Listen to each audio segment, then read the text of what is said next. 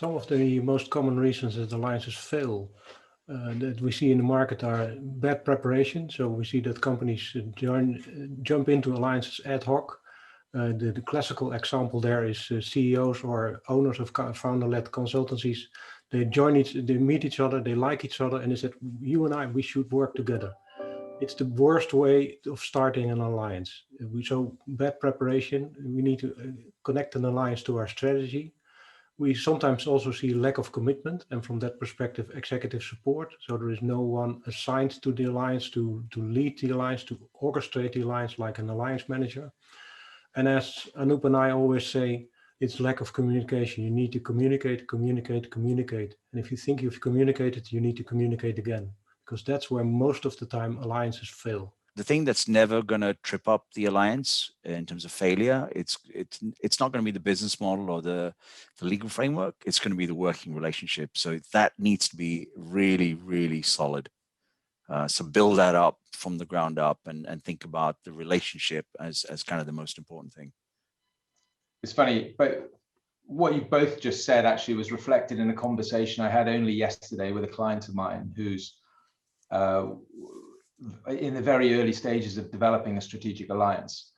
And he got on the phone to me and he was like, really, really not happy with this partner, this person or this organization that he can now consider to be a potential strategic partner because of the way this guy had sort of spoken about their work and what they were doing. And it became just evidently clear that the two parties were not aligned in terms of their vision of what the partnership was to look like and what the mutual benefit they were both bringing, and just that whole conversation hadn't happened, and from a proposition perspective, it's really compelling. So that opportunity is very real and could be fantastic for both companies, but because they haven't been through any structured, effective planning process to set it up right, it's at risk of falling over before it even gets going.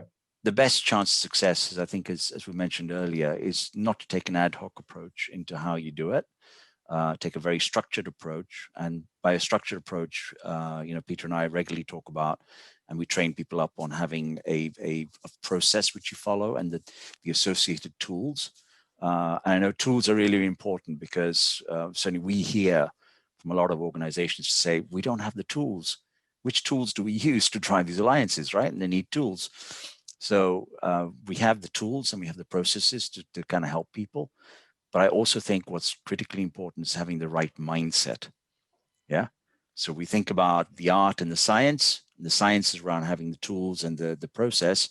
The art is around having the right mindset, the language that you use, the behaviors that you have, the right kind of collaborative culture that you may have to approach this. So you need to make the success, you need to approach the alliance and think about it as we.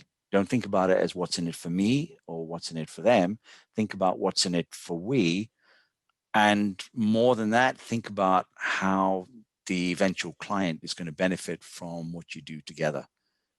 Yeah. And that's Peter and I think about the win-win-win. It's about the triple win that we think about. And the third win has to be for the client that you're both trying to serve. I think it's very well possible to have that crossover and have that co-opetition kind of alliances where you have similar services or overlapping services.